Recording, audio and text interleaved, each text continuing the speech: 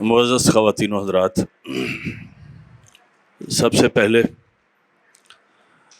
آفتاب عرض کو بہت مبارکباد۔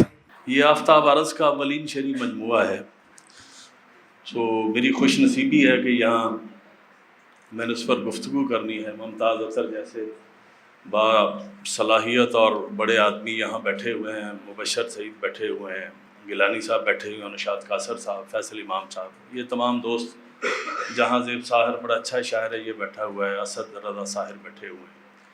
تو مجھے خوشی ہے کہ میں اتنے اہم لوگوں میں گفتگو کر رہا ہوں۔ تو بہرحال نئے دیوانوں کو دیکھیں تو خوشی ہوتی ہے، ہم بھی ایسے ہی تھے جب آئے تھے ویرانے۔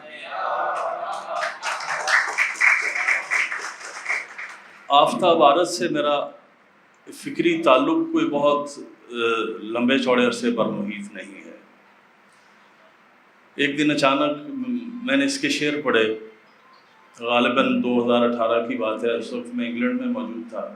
تو میں نے کہا یار یہ کون ہے اتنا، اور یہی شعر تھا، دوستہ پکی سڑک پر نقشے پابندن ہے۔ صاحبو، شاعر کا تقابل کبھی شاعر سے نہیں ہوتا، اس کی اپنی شاعری سے ہوتا ہے۔ کم لوگ ہوتے ہیں وہ جو آرٹ میں اپنی تخلیق میں منفرد ہوتے ہیں۔ تو میں سمجھتا ہوں شاعری جو ہے یہ سراسر عبادت اور ریاضت کا کام ہے، اور شاعر جو ہے یہ حسن اور ظلم سے متاثر ہوتا ہے، چاہے ظلم حسن میں موجود ہو۔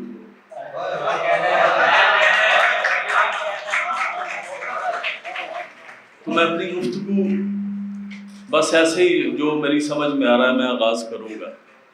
لوگ محنت کر کے اچھے ہو جاتے ہیں، مبشر صاحب، لوگ محنت کر کے اچھے ہو جاتے ہیں، بہت اچھے ہو جاتے ہیں، منفرد اور نازک نہیں ہوتے۔ تو میرے محسوسات میں جو پہلی بات ہے وہ یہ کہ آفتاب جو ہے اس کا شعری ملبوس جو ہے احساس کے ریشمی دھاگوں سے بنا ہوا ہے۔ آپ اس پر نظر دوڑائیں گے تو آپ کی نظر پھسلنی شروع ہو جائے گی، اور یہ ایک اہم شاعر کا منصب ہوتا ہے کہ آپ اس کو ادھر سے کیچ کرنے کی کوشش کرتے ہیں، آپ ادھر سے پکڑنے کی کوشش کرتے ہیں، وہ آپ کے ہاتھ نہیں آتا، وہ ریشم کی طرح آپ کے ہاتھوں سے پھسلتا جاتا ہے، لیکن اپنا لمس ضرور چھوڑ جاتا ہے۔ تو مجھے خوشی ہوتی ہے اس کی شاعری جب میں پڑھتا ہوں، بہت سارے لوگ یہ ماڈرن شاعر ہے اور بالکل قطعاً اوور ماڈرن بھی نہیں ہے۔ مجھے خوشی اس بات کی ہے کہ یہ روایت کے دائرۂ کار میں رہ کر یہ جدید ہوا ہے، اور ایسی شاعری کی عمر بہت زیادہ ہوتی ہے، اور اللہ تعالیٰ نے اس کو اس کے ابتدائی دورانیے میں ہی اس بصیرت سے آگاہ کر دیا ہے۔ تو وہ لوگ، بہت سارے لوگ جن کی شاعری کا مجھے انتظار رہتا ہے، میں سمجھتا ہوں کہ لوگ اب یہ کوئی تعریف نہیں ہے کہ یار فلاں آدمی نے بڑا اچھا شعر کہا ہے۔ اچھے شعر اب بہت سارے لوگ کہہ رہے ہیں۔ اب میں سمجھتا ہوں کہ شاعری کی یہ تعریف ہے کہ یار اس نے بڑا نازک شعر کہا ہے۔ یہ جمالیات کا آخری درجہ ہے اور محسوسات کا آخری درجہ ہے یہ۔ تو یہ وہ لوگ ہیں، جہاں زیب ہو گیا، مطلب یہ تمام لوگ دوست، ابھی تو فی الحال ان پر بات ہو رہی ہے، آفتاب پر بات ہو رہی ہے، یہ ایسا شاعر ہے، آپ اس سے ایسے شاعر سے کسی وقت بھی کسی بڑے اور اہم کام کی توقع کر سکتے ہیں۔ تو میں سمجھتا ہوں شاعر یا مستقبل کا ہوتا ہے یا حال کا ہوتا ہے، اور اس کا پتہ ہے اس کو، آفتاب کو، کہ حال کا شاعر بننا ہے یا مستقبل کا شاعر بننا ہے۔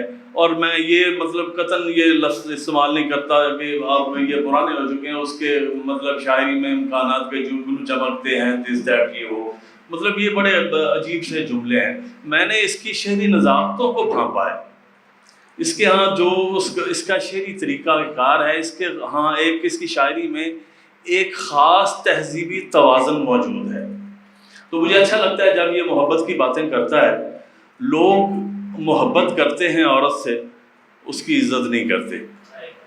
تو مجھے خوشی ہوتی ہے جب میں دیکھتا ہوں کہ اس نے اپنی شاعری میں عورت سے محبت بھی کی ہے اور عزت بھی کی ہے۔ اللہ کرے یہ بہت ساری محبتیں کرے، میرا دل کرتا ہے کہ، اور یہ ممکن ہے اس کا حسن طلب بھی ہو تو بہت ساری محبتیں کرے، چونکہ ہمارا کوئی دوست ملنے والا میں اتنا بھی شریف ہو کہ وہ یہ بھی ہمارے لیے اذیت کا باعث ہوتا ہے، تو اس کو بہت ساری محبتیں کرنی چاہیے اور اسی طرح خوبصورت شاعری کرنی چاہیے. شکریہ.